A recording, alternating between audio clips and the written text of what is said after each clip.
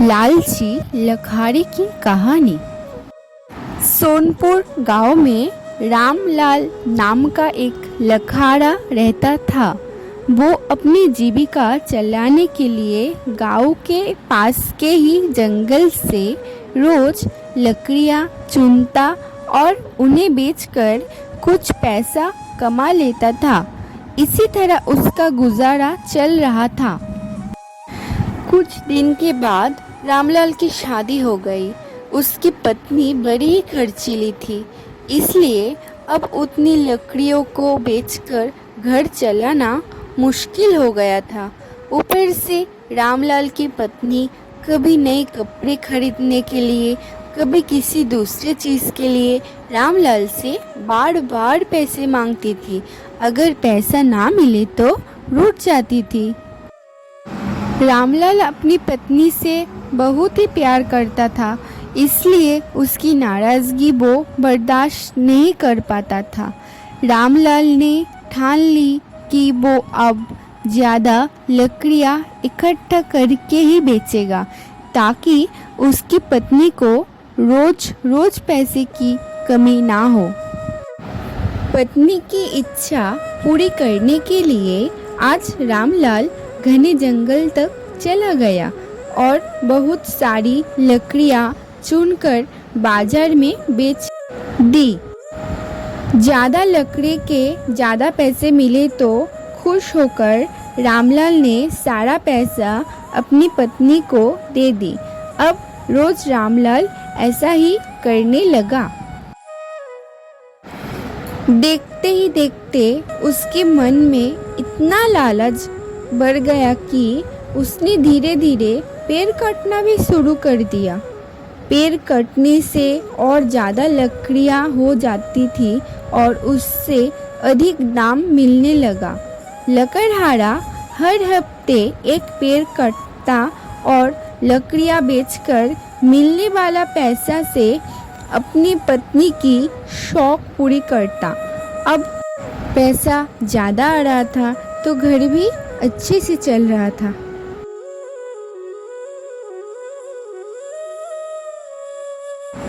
धीरे धीरे रामलाल ने पैसे को जुए में लगाना शुरू कर दिया।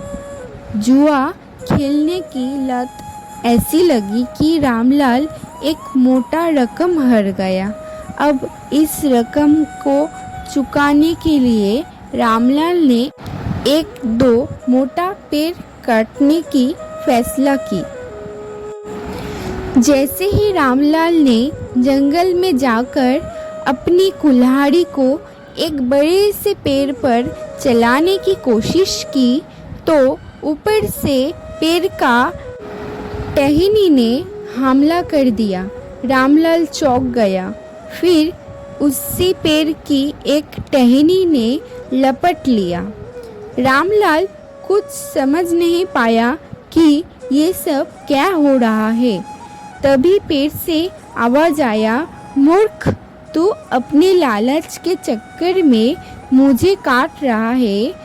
तू सारा पैसा जुए में लुटा देता है और फिर पैसा लौटाने के लिए पेड़ काटने आ जाता है। तुझे पता है कि पेड़ कितने कीमती होते हैं? हमारे अंदर भी जान बसती है और हम तुम इंसानों को जीने के लिए हवा, धूप में छाया और भूख को शांत करने के लिए फल देते हैं, लेकिन तुम अपने स्वार्थ के लिए हमें ही काट रहे हो।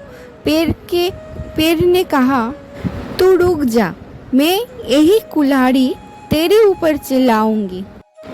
पेड़ की टहनी कुल्हाड़ी से रामलाल के ऊपर वार करने ही वाली थी कि वो गिराने लगा।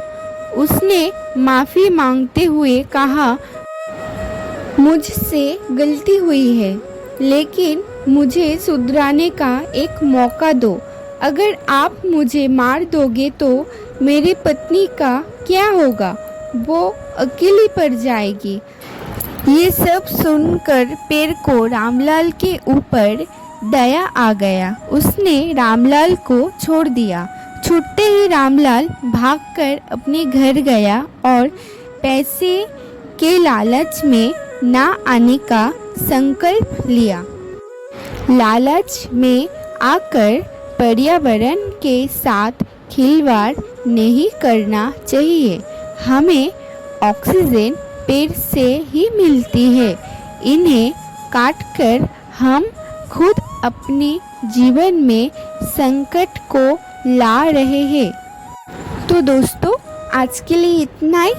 फिर मिलते हैं नेक्स्ट वीडियो में। तब तक आप चैनल को जल्दी से सब्सक्राइब और वीडियो को लाइक कर दीजिएगा। बाय।